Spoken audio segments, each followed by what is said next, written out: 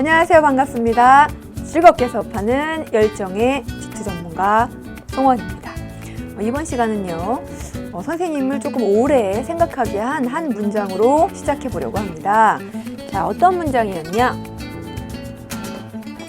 중요한 것은 자기 자신이 지금 바라던 사람이 되어가고 있다고 믿는 것이다. 데이비드 비스콧이라는 분이 하신 말씀이에요. 선생님이 이 명언을 보고 내가 바라는 사람, 내가 바라는 나가 어떤 사람이었지? 한참 생각하게 됐고요. 그래서 여러분에게도 그렇게 생각할 기회를 제공해 주고 싶었어요.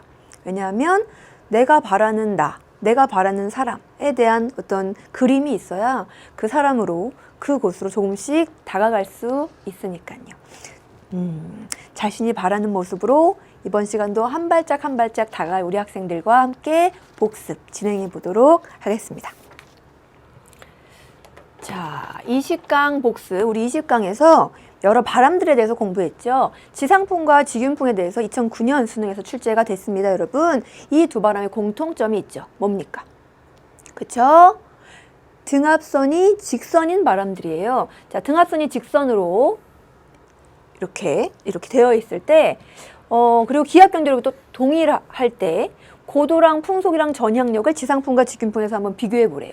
일단, 지상풍은요, 직윤풍에 뭘 더해야 됩니까? 마찰력을 더해야 되니까 아래로 내려와야 되죠. 고도 낮고요. 그래서 마찰력 때문에 풍속, 전향력이 다 작아진 바람입니다. 자, 그 다음 직윤풍이에요. 그런데 지구 자전각속도 오메가가 증가할 경우에 풍속을 한번 얘기해 보래요. 여러분, 직윤풍은요, 풍속이 이렇게 기압 경도력에다가 오메가 사인 세타분의 1을 곱해준 거예요. 그런데 분모인 오메가가 커지면, 지구 자전각속도가 커지면 풍속값은 어떻게 될까요? 분모가 커지니까, 그렇죠, 작아져야 됩니다. 자, 그 다음 빈칸 2010학년도 수능 문제입니다. 전향력은요, 북반구에서 항상 공기의 운동 방향에 대해서 어느 방향으로 작용한다고요? 오른쪽, 직각 방향, 직각, 오른쪽 방향, 오른쪽입니다. 자, 그 다음 2011학년도 수능 문제. 계속 2009, 10, 11, 12, 그쵸? 계속 바람 문제가 빠지지 않고 출제되고 있는 걸 볼 수 있어요.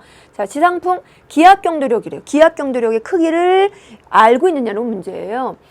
기압차가 똑같을 때 등압선 간격이 좁으면, 자, 여러분 기압 경도력식 선생님한테 불러줘 보세요. 그렇죠? 로 델타 H분의 델타 P예요. 델타 H가 작으니까, 분모가 작으니까 기압 경도력 크기는 맞습니다. 커져야 됩니다. 자, 전향력 나왔고요. 기압 경도력이 그럼 클수록 일정하지 않고 기압 경도력이 크면 풍속은 어떻게 되느냐? 풍속은 기압 경도력과 무슨 관계? 비례 관계이니까 비례해서 증가해줘야죠. 자, 또 나왔습니다. 전향력은요, 공기의 운동 방향이 직각, 북반구일 경우 오른쪽, 남반구일 경우 왼쪽입니다. 자, 이제 고기압성 경도풍에 대해서 물어봤어요, 여러분. 고기압성 경도풍은요, 북반구에서 무슨 방향이에요? 고기압성 경도풍이든 저기압성 경도풍이든 직윤풍, 지상풍 상관없습니다. 북반구에서는 무조건 바람이 기압 경도력에 대해서, 그렇죠, 오른쪽 방향으로 불기 때문에 시계 방향으로 불어줘야 돼요. 왜냐하면 중심이 고기압이면 기압 경도력이 바깥 방향으로 작용하고요. 기압 경도력의 직각 오른쪽이니까 시계 방향으로 부는 거죠. 그리고 점점점 기압 경도력이 증가하면서 풍속이 증가하면 전향력도 같이 증가해요. 언제까지? 힘의 평형이 이루어질 때까지. 자, 그 다음 북반구 바람인지 남반구 바람인지 뭘로 압니까? 요걸로 알죠. 기압 경도력이 오른쪽으로 바람이 불었으면, 그쵸, 북반구, 왼쪽으로 불었으면 남반구입니다.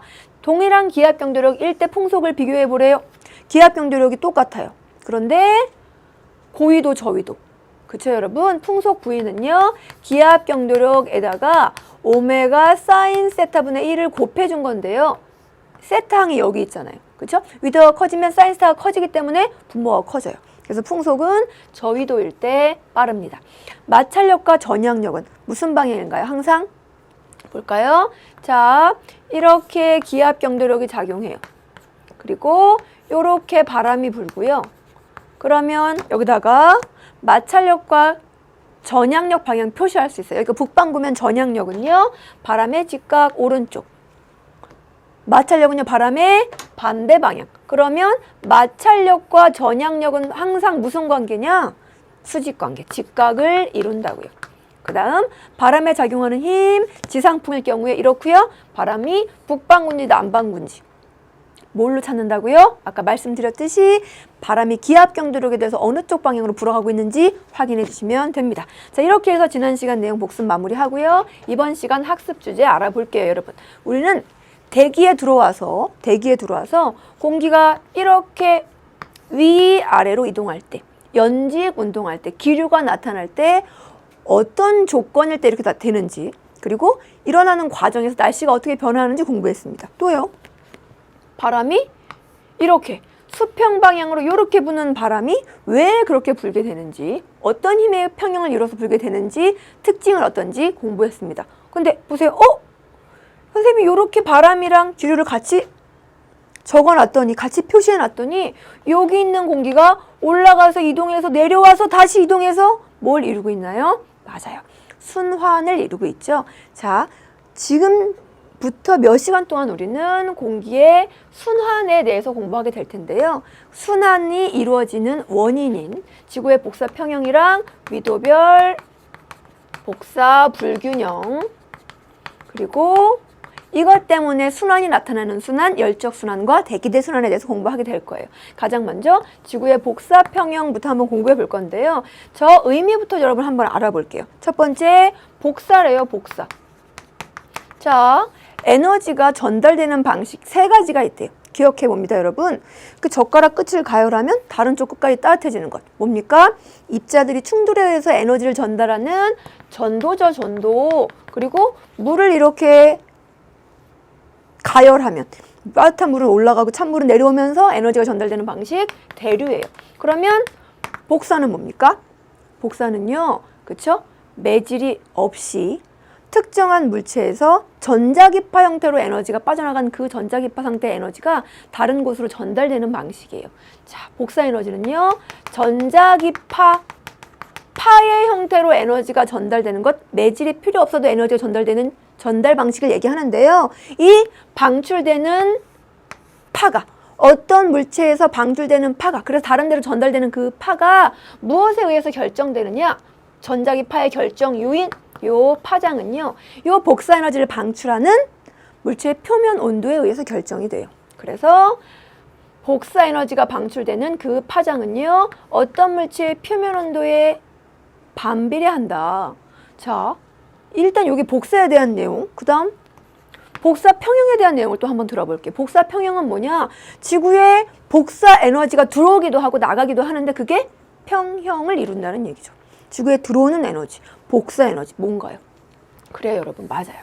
복사 평형은 입사되는 태양 에너지랑 지구에서 방출되는 지구 복사 에너지가 서로 평형을 이루고 있다는 건데요. 자, 우리가 조금 전에 복사 에너지가 방출되는 파장이요, 표면 온도에 의해서 결정된다고 얘기하기 때문에 태양과 지구의 표면 온도를 비교해보면서 걔네들이 각각 방출하는 파장대의 특징을 한번 또 정리해 보도록 할게요. 자, 태양의 표면 온도가 얼마일까요? 안 해요. 6000K. 지구의 표면 온도는 평균 한 300K 정도가 돼요. 태양보다 20배 정도 표면 온도가 낮습니다. 태양이요, 주로 방출하는 파장, 가장 많은 여러 파장을 방출하는데요. 여러 파장대의 에너지를 방출하는데요. 가장 많은 에너지를 방출하는 이 파장대를 우리는 람다 맥스라고 하거든요. 가장 많은 에너지를 방출하는 파장대가 0.5 마이크로미터 영역이에요. 그럼 여러분 지구는요? 여기 생각해 보세요. 여기 온도가 20배나 낮아요. 그러면 내놓는 파장은 더 길까요? 클까요? 짧을까요? 커지죠. 길어지죠. 얼마나 길어지느냐? 그쵸? 20배 길어져요. 그러면 지구에서 주로 방출하는 파장은요, 10마이크로미터 부분이에요. 그럼 0.5 마이크로미터의 파장에 해당하는 그 전자기파 영역은 어떤 영역이냐? 태양빛을 파장대로 쫙 이렇게 분류해보면 짧은 것부터 감마레이, 엑스레이, 자외선, 가시광선, 적외선, 전파 이렇게 되죠. 요 영역, 태양 에너지가 가장 많은 부분을 가지고 있는 요 파장대 영역은요, 가시광선 영역이에요. 요 10마이크로미터 영역은 어떤 영역이냐? 더 파장이 긴 영역 적외선 영역인데요. 여러분 요거는 기억해 주셔야 돼요. 기억해 주셔야 돼요. 자꾸 출제가 됩니다. 두 영역 중에서 누가 더 파장이 긴 영역이라고요? 그쵸? 적외선 영역. 그래서 이 영역을 장파복사, 영역을 단파복사라고 얘기합니다. 그러면 정말 실제 입사되는 에너지와 방출되는 에너지가 복사 평형을 이루고 있는지 그 과정을 한번 쫓아가면서 우리 진짜 확인해 보도록 할게요. 자, 갑니다. 지구의 복사 평형. 자, 태양 에너지 부분이고요. 노란색 영역은요. 그리고 여기 주황색 영역은 방출되는 지구 복사 영역이에요. 태양 에너지가 100만큼 들어와서요. 그쵸? 대기에 이만큼 흡수되고요. 지표면에 이만큼 흡수되고요. 그냥 구름과 지표에 부딪혀서 나가는 양입니다. 이걸 표로 한번 같이 정리해보면 선생님이 표, 빈칸으로 만들어드렸죠. 자, 태양 복사 에너지 공간의 입장에서 한번 볼게요. 나 원래 100만큼 가지고 있었어요. 나 공간인데 나 태양 에너지 100 있다. 근데 지구의 지표 45, 지구의 대기 25를 주고요. 그죠? 사실은 100을 줬죠. 그리고 다시 돌려서 지구한테 받은 양이 30이에요. 100을 주고 30을 받았으면 나 이익이에요? 손해예요? 손해죠. 얼만큼이 손해인가요? 100을 줬는데 30밖에 못 받았어요. 그렇죠. 70만큼의 손해예요. 자, 특정한 영역이 그 어떤 에너지를 방출하면 마이너스로, 어떤 에너지를 흡수하면 플러스로 나타나게 될 텐데요. 공간은 이만큼의 에너지를 지구로 방출했기 때문에 마이너스로 표시할 거예요. 그럼 이제 대기와 지표, 여러분이 한번 적어보세요. 쉽죠? 대기는 얼만큼을 흡수했습니까? 25만큼을요. 지표는요. 45만큼을 흡수했습니다. 자, 지표가 태양에너지 이만큼 받아서 에너지를 갖게 됐어요. 그 에너지를 지구가 갖게 돼서 그 에너지를 다시 대기로 조금씩 보내는데요. 어떤 형태로? 전도의 형태로. 우리 전도 알죠? 또 물이 증발될 때, 물이 수증기가 돼서 날아갈 때 열을 흡수해서 대기로 보내게 되는데, 그래서 지표에 있는 에너지가 대기로 이동되게 돼요. 합치면 얼만큼의 에너지가 가느냐? 29. 전도와 증발의 형태로 29가 가고요. 그리고 장파 복사, 지구 복사 에너지의 형태로 받고 또 지구 복사 형태로 내놓은대요. 복사 부분은 그러니까 요만큼이에요. 자, 볼게요. 그러면 전도와 물의 증발의 형태로 얼만큼이 같다고요? 29. 그럼 지표의 입장에서는 내보냈으니까 그게 29가 플러스인가요? 마이너스인가요? 마이너스예요. 그걸 대기가 받았으니까 29가 돼요. 여기까지 됐죠? 그 다음 또 지표가 얼만큼을 내보냈느냐? 100 그리고 4 합치면 104만큼을 내보내는데, 이 104만큼을 내보낸 것이 바로 장파 복사, 지구 복사래요. 자, 여기다 하나 적어볼게요, 여러분. 자, 지구가 주로 방출하는 복사 에너지의 파장되는 영역은 어떤 영역이라고요? 그렇죠, 잘했다. 그걸 바로 기억했네요. 적외선 영역이라고요. 자, 적외선 영역으로 104만큼을 보내서 그걸 누가 흡수해요? 혹 흡수한 거 대기가 100만큼 흡수하고요. 그 다음 우주 공간이 4만큼을 흡수하게 됩니다. 자, 대기는요, 태양한테도 에너지 받고 지구한테도 에너지를 이만큼 받아서, 지표한테도 에너지를 받아서 많이 갖게 됐어요. 그걸 다시 우주 공간과 지표로 되돌려 보내네요. 우주 공간으로 얼만큼 되돌려 보내느냐? 66만큼. 지표를 얼만큼 되돌려 보내느냐? 88만큼. 그럼 우주 공간 지표 입장에서는 받았잖아요. 플러스인가요? 마이너스인가요? 플러스예요. 대기 입장에서는요, 얼만큼을 각각 줬어요? 합치면 66, 88 합치면 154만큼을 줬으니까 이만큼이 마이너스죠. 그럼 진짜 평형을 이뤘나 한번 볼까요? 자, 태양 복사 에너지. 공간은요, 이만큼을 태양 복사 에너지 입장에서는 이만큼을 손해봤어요. 그런데 손해 아니죠. 지구 복사에서 그게 다시 보완이 됐잖아요. 이렇게 4. 이건 지표한테 받은 거. 66. 이건 대기한테 받은 거. 합치면 얼마인가요? 70. 마이너스 70 플러스 70. 그럼 결과는 뭐냐? 0이에요. 그죠? 받은 거 그리고 준 거 합쳐서 0이면 우리는 그걸 뭐라고 하느냐? 평형이라고 얘기하죠. 또 대기 입장에서 한번 볼까요? 대기는 받은 거. 태양한테 25 받았어요. 지표한테는요? 29에다 100 받았으니까 129 받았죠. 그거 합치면 얼마예요? 그냥 계산하지 않아도 예상되는 값이 있어요. 뭡니까? 요거. 준 게 154니까 받은 것도 154여겠죠. 합치면 0입니다. 지표는요. 태양한테 45 받았어요. 또 대기한테 얼마큼 받았어요? 88. 합치면 133. 그럼 내준 건 얼마일까요? 내준 거 29에다 104 더해보세요. 133. 역시 0이어야 된다고요. 아, 정말 각각의 부분, 지표와 대기와 공간이 들어온 에너지와 나간 에너지가 똑같아서 평형을 이루고 있구나. 이걸 복사평형이라고 하는구나. 여러분 여기서 조금만 더 디테일하게 시험 문제에 나오는 부분들을 여러분께 정리해 드려 볼게요. 자, 선생님 여기다가 이렇게 번호를 표기합니다.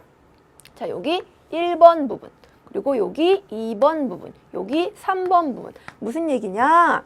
태양 복사 에너지에 각각 흡수되는 그런 부분을, 그쵸? 조금 더 디테일하게 한번 다시 정리해 보자는 얘기죠. 자, 태양 에너지가 대기와 지표에 반사돼서 총 나가는 양이 얼마예요? 25 더하기 5, 총 30이에요. 자, 그래서 100 들어왔는데 30이 나가니까 반사되는 비율은 30%다라고 얘기하는데, 이 반사되는 비율은 항상 일정한 것이 아니에요. 일단 반사는 대기와 지표에서 반사가 되는데, 대기에서는 주로 저기 적혀 있듯이 구름에서 많이 반사가 돼요. 지표에서는요. 얼음이 많이 반사시킬까요? 땅이 많이 반사시킬까요? 맞아요.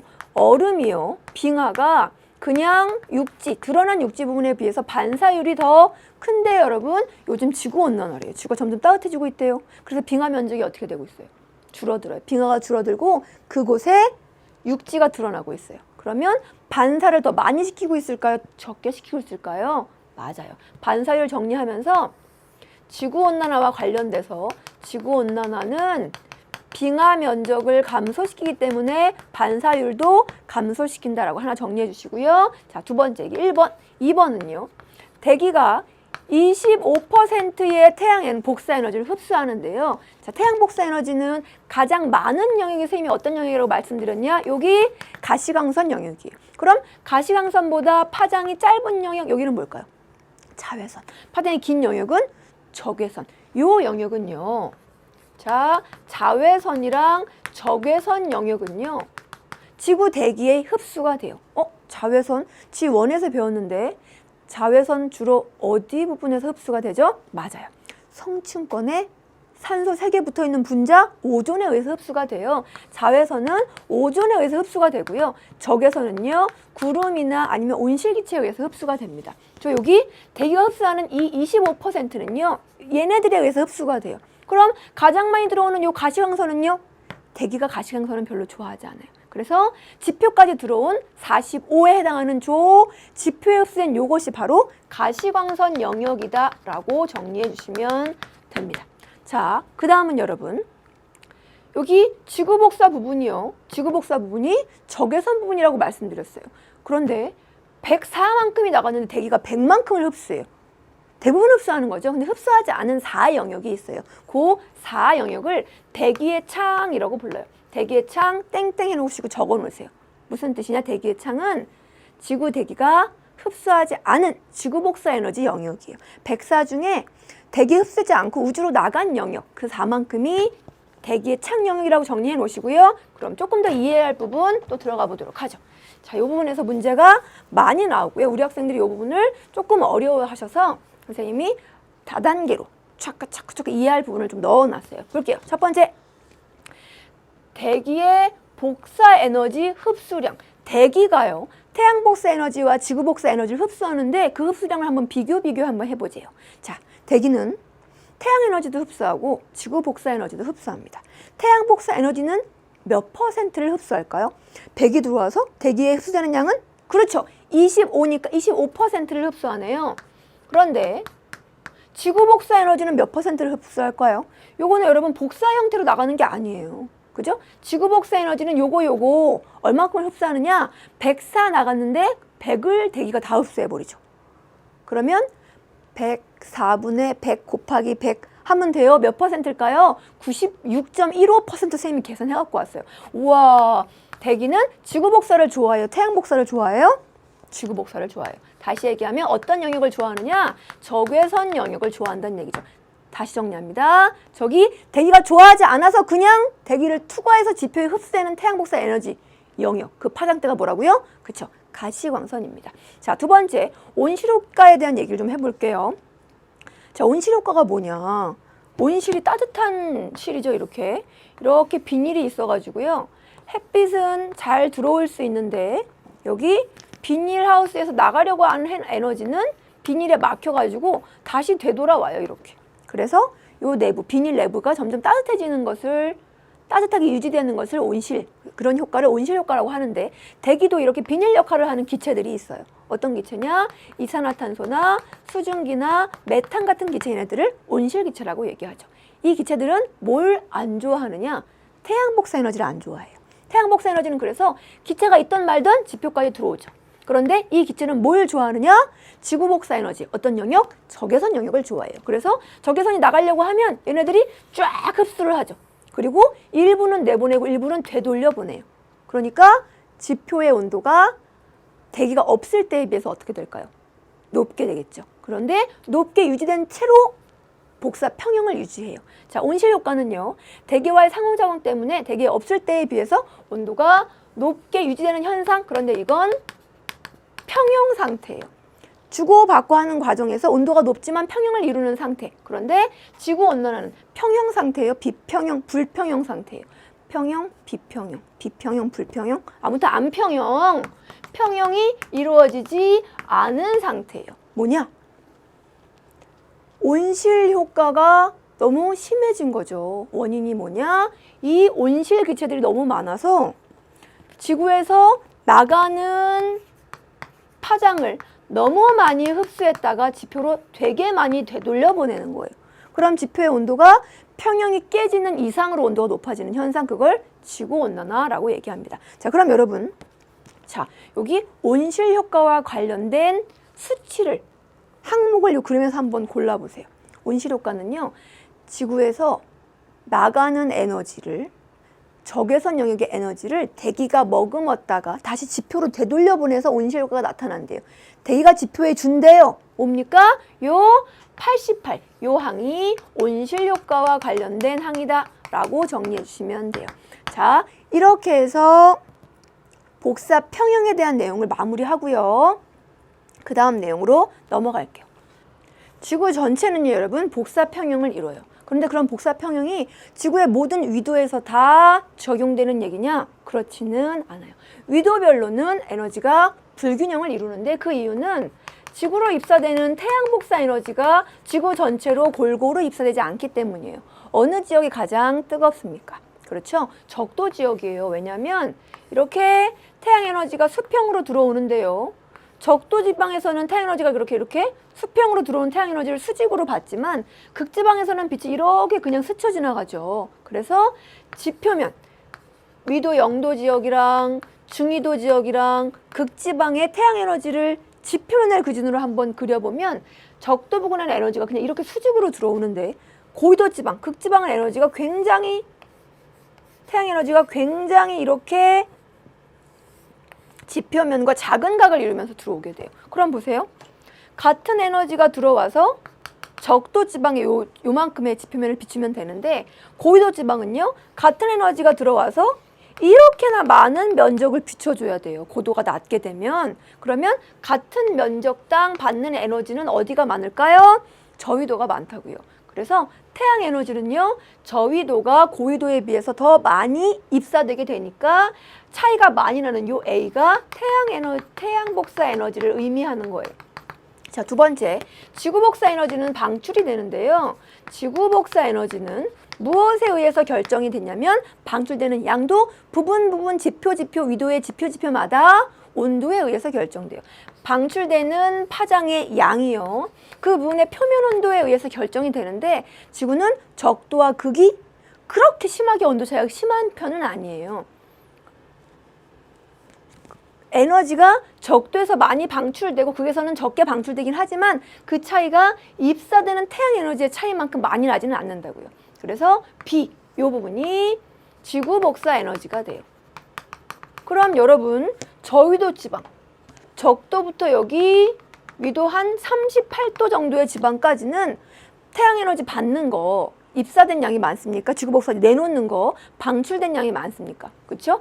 이만큼을 받아놓고 요만큼만 방출해요. 그러면 요만큼의 에너지가 10만큼 받고 8만큼 내놓으면 이만큼이 남죠. 그래서 에너지가 과잉되도록 나타나게 돼요. 많이 남아요. 고위도는요, 38도 이상의 극지방을 포함한 부분은요, 태양 에너지는 요만큼 받아요. 그런데 방출되는 에너지량은 많죠. 조금 받아놓고 많이 내놓으면 에너지가 부족하게 돼요. 지구복사 에너지량이 방출되는 에너지량이 크기 때문에. 그러면 이걸 그대로 놔두면 어떻게 되느냐? 저위도는 계속 에너지가 막 넘쳐나서 너무 뜨거워지고요. 고위도는 에너지가 계속 부족해져서 너무 심하게 냉각이 되게 되죠. 그래서 출동합니다. 누가 출동하느냐? 빠바라바바밤! 대기와 해양이 특공대로 에너지를 수송하기 위해서 출동을 하게 되는데, 자, 그 결과 지구의 위도별 에너지 불균형이 해소가 된다는 것, 요거 기억해 주셔야 돼요. 자, 그럼 여러분 우리 매직 워드에서 위도 38도 부분에 조명을 맞춰서 한 번 더 뭔가 깊이 있게 다뤄볼게요. 자, 위도 38도 지역은요, 지구 전체적으로 이루어지는 태양 복사와 지구 복사의 평형 같은 평형이 이루어지는 데예요. 그렇죠? 태양 복사 에너지 이만큼 들어오는데요, 지구 복사 에너지도 그만큼 나가요. 복사 평형이 이루어지죠. 자, 그 다음에 여기선 질문 나갑니다. 무슨 질문이냐? 어떤 위도가 그 지역을 통과하는 에너지량, 에너지 수송량이 가장 많을까요? 에너지 수송량은요, 그 지역, 그 위도를 통과하는 에너지의 양이에요. 어느 위도가 제일 많을까요? 선생님 답을 좀 알려주신 거 아니에요? 이거 짜고 하는 그거 아니에요? 여기 이렇게 적혀 있네요. 그렇죠? 자, 여러분 보면 여기가 적도 지역, 여기가 위도 38도 지역. 에너지는 여기 적도 부근이 가장 많이 남죠. 딱 적도는 아니지만 이 적도 부근이 에너지가 많이 남아요. 그 많이 남는 에너지 요렇게, 그 다음 점점점 남는 에너지가 요렇게 줄죠. 그리고 고위도는 에너지가 부족해요. 그게 이렇게 대기와 해양을 통해서 그 남는 에너지가 고위도로 이동을 하게 되는데, 저위도는요, 그 지역을 통과하는 에너지가 짠 이걸로 끝이에요. 그죠? 그런데 요 정도의 위도는 얘도 통과하고 얘도 통과하고, 조금 더 38도 조금 아래의 저위도는 다 통과하고, 그러면 가장 많은 에너지가 통과하는 위도 때는, 그렇죠, 위도 38도 부분이 된다고요. 아이러니컬하게도 딱 평형을 이루는 지역에 에너지 수송량이 가장 많다는 거 정리를 마무리하고, 자, 그럼 이렇게 에너지의 차이 때문에 특공대, 대기와 해양이 에너지를 이동해주는 그런 활동을 한다 그랬어요. 대기가 어떤 과정에 의해서 에너지를 수송하고 어떤 결과가 나타나게 되는지 열적순환으로 우리 한번 이해해 보도록 할게요. 자, 대기에서 에너지가 순환하는, 수송되는 과정이 요 내용 안에 들어있어요. 여러분 볼게요. 지표고요. 높이 올라갈수록 기압이 어떻게 되고 있죠? 낮아지고 있죠. 원래 우리 몇 번 정리했어요. 기압은 공기가 누르는 압력이니까 위로 올라갈수록 낮아져요. 그런데 이 지역은 지금 어떤 지역이든 상관없이 이렇게 1000헥토파스칼, 960헥토파스칼, 920헥토파스칼 등압선이 지표면과 나란하게 만들어져 있어요. 무슨 뜻이냐? 공기가 성질이 똑같다는 뜻이에요. 그런데 짜잔, 뭔가 변화가 나타났어요. 어떤 변화가 나타났느냐? 표를 한번 같이 채우면서 볼게요. 자, 이 지역은요, 이 지역은 냉각이 돼요. 이 지역은 상대적으로 태양을 더 많이 받아서 가열이 돼요. 그럼 어떻게 되느냐? 냉각된 곳은요, 여러분, 공기가 이렇게 압축되니까요, 등압선 간격이 줄어들어요. 공기가 열을 빼앗기면 압축이 되면서 등압선 간격이 줄어들게 돼요. 또 가열된 지역은요, 공기가 어떻게 됩니까? 그렇죠. 팽창되면서 등압선 간격이 커지게 돼요. 그럼 등압선 간격이 작아지고 커지면서 지표면에 어떤 변화가 나타나는지 여러분 한번 보세요. 여기 아까 얼만큼 등압선이었냐? 1000헥토파스칼 등압선이었어요. 그렇죠? 자, 기압은요, 위로 올라갈수록 작아지니까 아래로 내려갈수록 어떻게 되는 거예요? 그렇죠? 커지는 거죠. 여기가 1000헥토파스칼이니까 그거보다 더 아래인 지점인 여기 지표 지점은, 냉각된 지점인 A 지점은 1000헥토파스칼보다 기압이 그쵸 높습니다. 고기압. 그 다음 저기압 지역은 그냥 1000헥토파스칼 지역이 돼요. 상대적으로 기압 차이가 발생합니다. 냉각된 곳은 고기압, 가열된 곳은 저기압. 그럼 이 내용을 순환으로 한번 같이 표로 이해를 한번 해볼게요. 자, 여러분이 잘 이해할 수 있도록 표를 한번 선생님이 만들어 봤어요. 자, 냉각된 곳은요. 등압선 간격이 압축되면서 지표에 고기압이 나타나요, 여러분. 고기압은 상승 기류가 나타날까요? 하강 기류가 나타날까요? 지표 고기압은. 그쵸? 하강 기류가 나타나죠. 가열된 곳은요. 저기압이 나타나요. 무슨 기압이? 무슨 기류가? 상승 기류가 나타나요. 그래서 상층은요. 고기압인 곳의 상층, 저기압인 곳의 상층은 기압이 반대로 배치되게 됩니다. 이렇게 등압선 간격이 늘어나니까 여기가 920헥토파스칼이었거든요. 그러면 B 다시 지점은 기압이 920헥토파스칼보다 높죠. 그 다음 A 다시 지역, A의 상층 지역은 이 920헥토파스칼보다 기압이 낮아요. 높은 데가 되니까. 그래서 저기압인 곳의 상층은 고기압, 고기압인 곳의 상층은 저기압이 되면서 여러분 보세요. 바람을 어떻게 부느냐? 이렇게. 짠, 짠, 순환이 이루어졌죠. 그러면서 따뜻한 공기가 상승해서 찬 공기 쪽으로 이동하고요. 찬 공기가 다시 따뜻한 곳으로 이동하게 되는 순환이 나타나면서 열적 불균형이 해소가 된다고요. 이런 결과가 이루어지는 과정을 열적 순환이라고 얘기합니다. 자, 그럼 여러분 열적 순환의 큰 규모인 대기대 순환으로 한번 넘어가 보도록 할게요. 자, 대기대 순환입니다. 1700년대 초반에 헤들리는요. 적도지방은 뜨겁고 극지방은 차가우니까 지구 전체적인 열적 순환이 이렇게 나타날 거야 라고 예상해서 헤들리 순환이라고 하는 걸 만들었어요. 여러분 보세요. 적도 지역은 따뜻하니까요. 따뜻한 공기예요. 그죠? 가벼우니까 상승해줘야 되죠. 그 상승한 것이 언제까지 상승할 수 있느냐? 성층권을 안정하니까 대륙권과 성층권의 끝, 대륙 건계면까지밖에 올라갈 수가 없어요. 이렇게 공기가 상승하다가 성층권에 가로막히면 그럼 어떻게 되느냐? 이렇게 퍼져나가야 돼요. 여기가 적도였죠. 양극지방으로 퍼져나간다고요. 퍼져나간 공기가 고위도지방, 극지방에서 차가워져서 하강을 하게 되면서 지표를 따라서 이동하게 되죠. 그러면서 순환이 이렇게 나타나게 된다고요. 지상은요. 북반구만 한번 따져볼게요. 지상은 지표면은 바람이 어디서 어디로 불어오느냐? 극지방으로부터 불어오게 되죠. 여기가 저기압, 여기가 고기압이 되니까요. 그럼 이건 무슨 풍입니까? 바람은 출발점의 이름을 따르니까 맞아요. 북풍이라고 얘기해 줘야 돼요. 그런데 상층에서는 바람이 어떻게 부느냐? 상승한 공기가 북을 향해서 간다고요. 이건 남풍이죠, 남풍. 그리고 이렇게 나타나는 순환, 적도에 상승한 공기가 극에서 아래로 내려와서 만들어지는 이 순환을 헤들리라는 분의 이름을 따서 헤들리 순환이라고 얘기해요.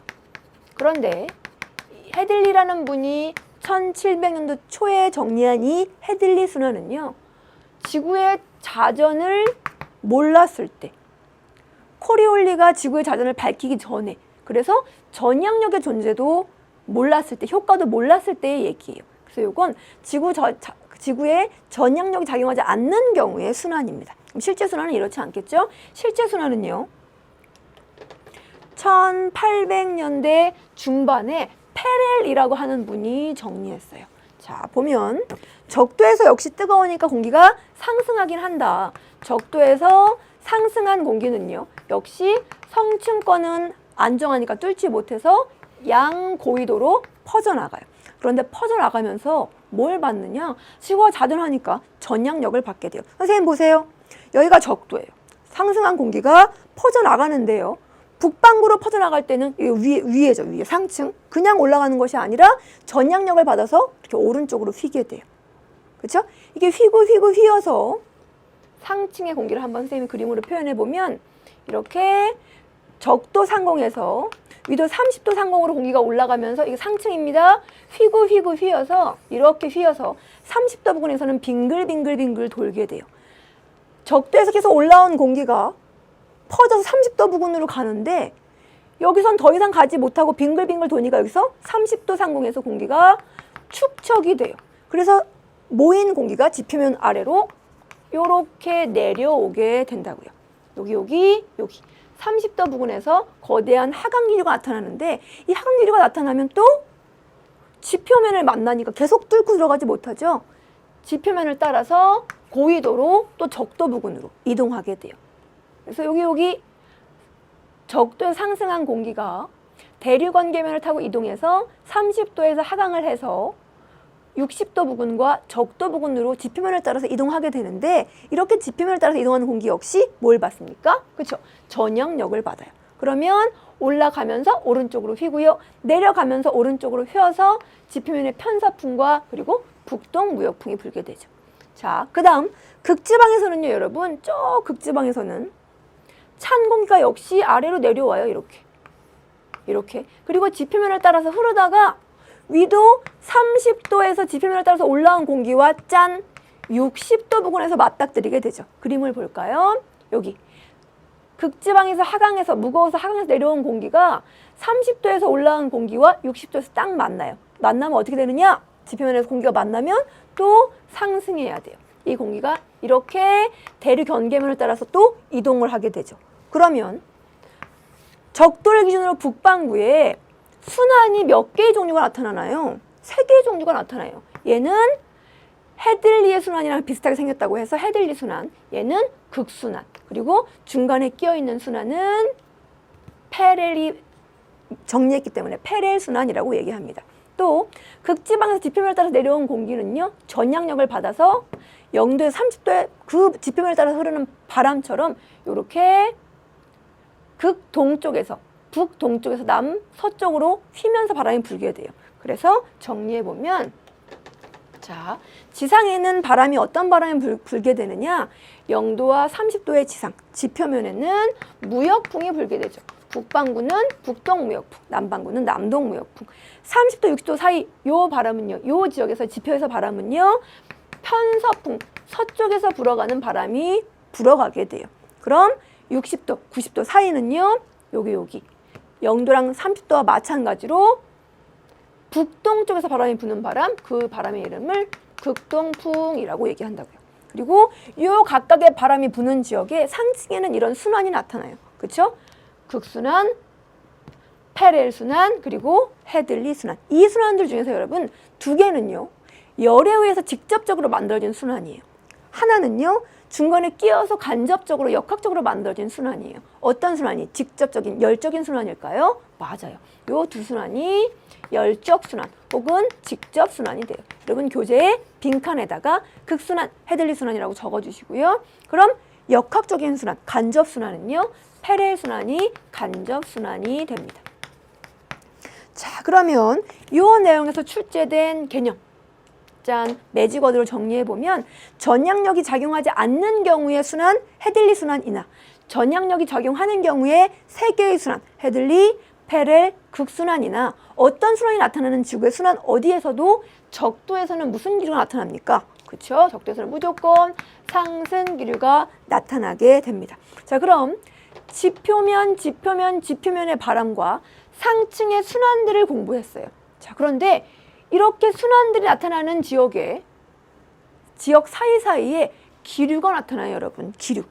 적도 지역은 상승 기류. 위도 30도 지역은 하강 기류. 60도 지역은 다시 상승 기류. 그럼 지표면에는 어떤 기압 체계가 만들어져 있느냐?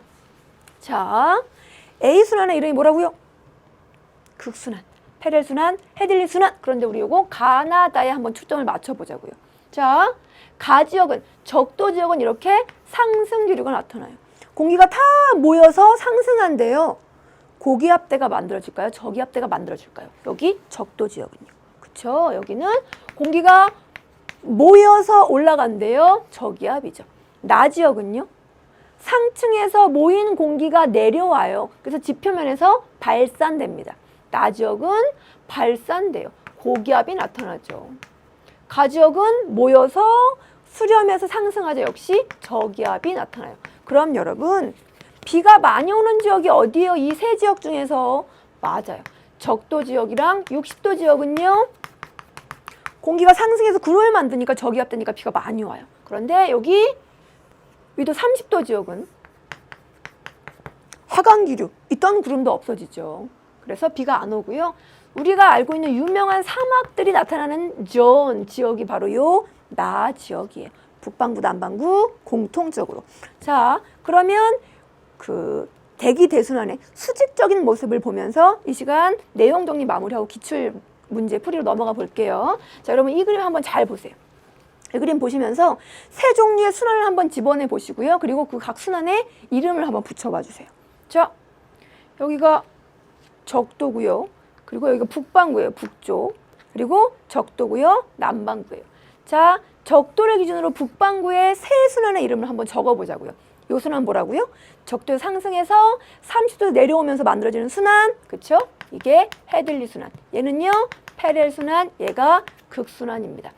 헤들리 순환이 이루어지는 지표면에는 요거 바람, 북동무역풍, 편서풍, 극동풍 이렇게 다른 형태로 자료가 출제돼도 풀 수 있어야 된다고요. 자, 이렇게 해서 내용 정리 마무리하고 기출 문제로 넘어갑니다.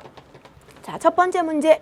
그림 가와 나는 지구가 복사 평형을 이룰 때 위도별 복사 에너지 수지랑 에너지 수송량이에요. 자, 여러분 A와 B가 나와 있죠. 그죠? 우리 정리한 내용이죠. A는요. 적도에서 굉장히 많고요. 그게서 적은데 그 차이가 B보다 큰 거죠. A는 태양 복사 에너지입니다. B는요. 지구 복사 에너지죠. 그래서 적도 지방은요. 위도 38도 이하의 저위도 지방은요. 에너지를 많이 받고 적게 내놓기 때문에 이만큼의 과잉, 남는 에너지가 생기고요. 고위도 지방은 에너지가 부족되게 돼서 이렇게 대기와 해양에 의해서 에너지가 수송돼요. 가장 많이 수송되는 위도가 어디냐? 그대로 내려봅니다. 여기 보세요. 그쵸? 평형을 이루고 있는 위도 38도 부근에서 대기에 의한 수송량이 엄청 크다는 걸 알 수 있어요. 보기 갑니다. 1번. A는 지구 복사 에너지 아니죠. 태양 복사 에너지입니다. B는 적도 지방에서 최대냐? 여러분 보세요. 지구에서 빠져나가는 복사 에너지가 적도가 최대입니까? 아니요. 요 위도가 최대죠. 왜냐하면 지구에서 복사 에너지가 빠져나갈 때 온도에 의해서 영향을 받게 되는데 온도가 적도가 가장 높지 않고요. 여기 주변의 온도가 더 높고요. 하나 더 또 지구에서 복사 에너지가 빠져나갈 때 방해하는 게 있어요. 뭐냐면 구름이죠. 구름이 많이 있으면 다시 지구 복사 에너지를 흡수했다가 지표로 되돌려 보내기 때문에 효과적으로 빠져나갈 수가 없어요. 아무튼 그림상으로 적도가 지구 복사 에너지가 최대가 아닌 것은 확인할 수 있다고요. 1 기억이 아니라 1, 2가 되네요. 3번. 대기에 의한 에너지 수송량은요. 이만큼 북반구만 따져봐도 해양에 의한 수송량보다 훨씬 크죠? 맞네요. 3번. 4번. A와 B의 차이가 가장 큰 위도에서 에너지 수송량이 크다?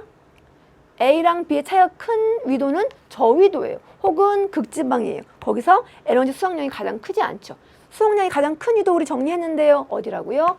여기요. 여기 위도 38도 지역. 5번.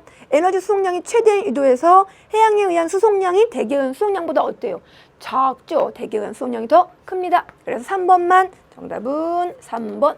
두 번째 문제 볼게요. 자, 그림은 지구 대기와 지표면에서 태양 복사 에너지와 지구 복사 에너지의 평형을 나타냈어요. 자, 이렇게 들어오는 거 뭐예요? 두루와 태양 복사 에너지죠. 태양 복사 에너지가 대기에 흡수되고요. 지표면에 흡수되고요. 그리고 부딪혀 나가는 요 A가 반사량인데요.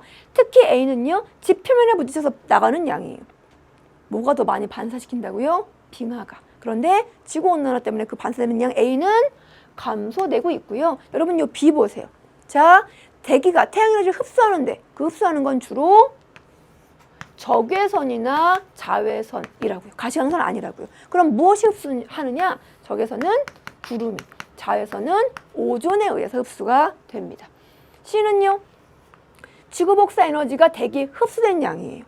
이 흡수된 양은 다시 지표로 되돌아오는 요 영향이 나타나게 되죠. 자, 보기 갈게요. 기억. 빙하 면적이 넓어지면 A 과정은 활발해진다. 어떻습니까?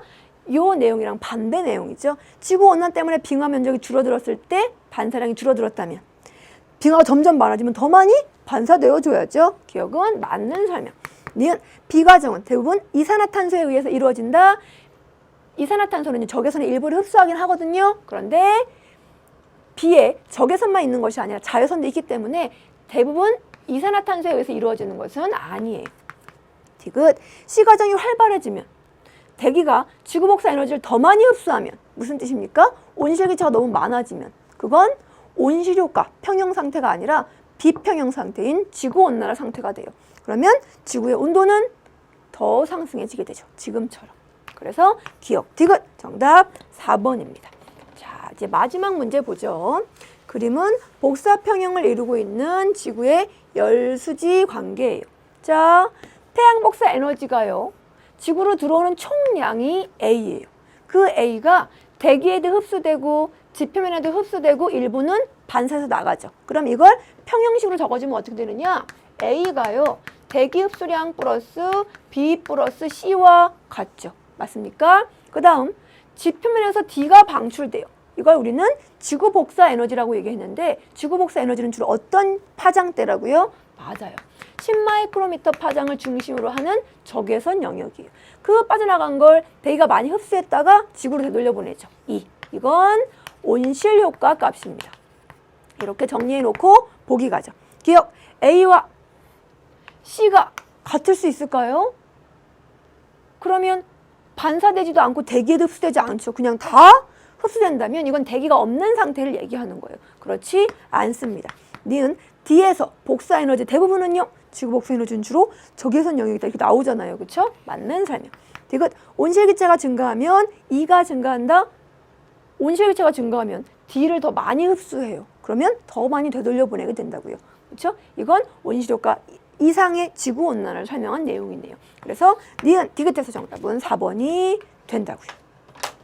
자, 이렇게 해서 대기의 순환에 대한 내용이 마무리가 되었습니다.